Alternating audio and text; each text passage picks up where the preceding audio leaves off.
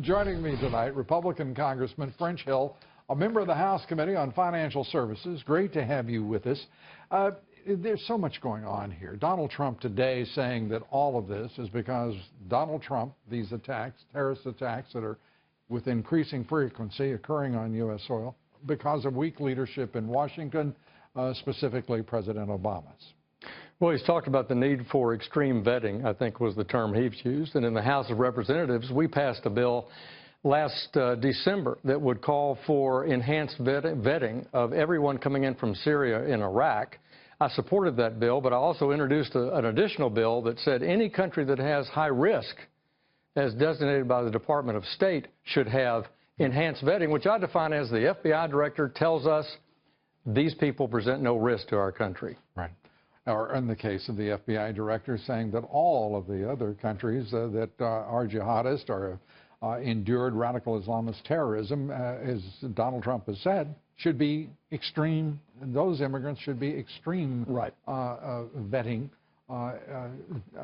for the United States. It makes perfect sense. Iran, Iraq, all of these countries, the deal with Iran.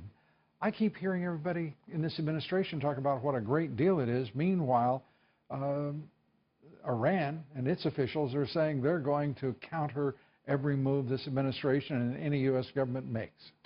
Their deal has emboldened the mullahs in Iran, and instead of supporting the people of Iran 6 years ago, we chose to negotiate with the leadership of Iran, which in my view has backstabbed their own people.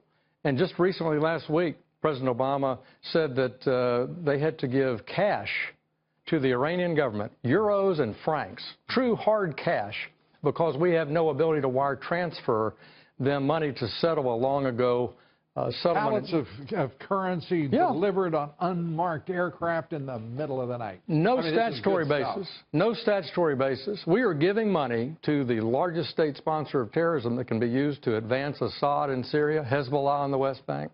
No statutory authority. Therefore, the president just simply assumed power that he does not possess. He says it's because of sanctions, but we find evidence that he has wired money for both humanitarian purposes, including recently when he funded the heavy oil purchase to comply with the Iranian nuclear deal, which we had no obligation to do. So this president, seems to be his want, has found an opportunity to do whatever he chooses to do, irrespective of law, regulation, or traditions or values of this country. Well, I think the main issue is that his negotiation with Iran was ill-suited. It's done nothing to get the money back for victims. Some $45 billion has been adjudicated in federal courts to take care of Khobar Tower victims, the Marine barracks victims, people since the 1979 revolution. And we've now had a 50% increase in incursions between the Iranians and our naval and air operators in the Persian Gulf. They're just snubbing their nose at the United States. Is it the United States, or is it a leader that they have decided abjectly is incapable of leading and has no stomach to assert the national interest? The President of the United States represents our national interest. Oh, I know he should. I'm talking about the man who's there. Well, he's in his waning days, and what the House of Representatives wants is a president that we can work together and reverse some of these foreign policy mistakes. Well, it's a full day's work, isn't it, to get that done? Indeed. Congressman, great to have you with us. Lou, good to be back. French Hill, thank you.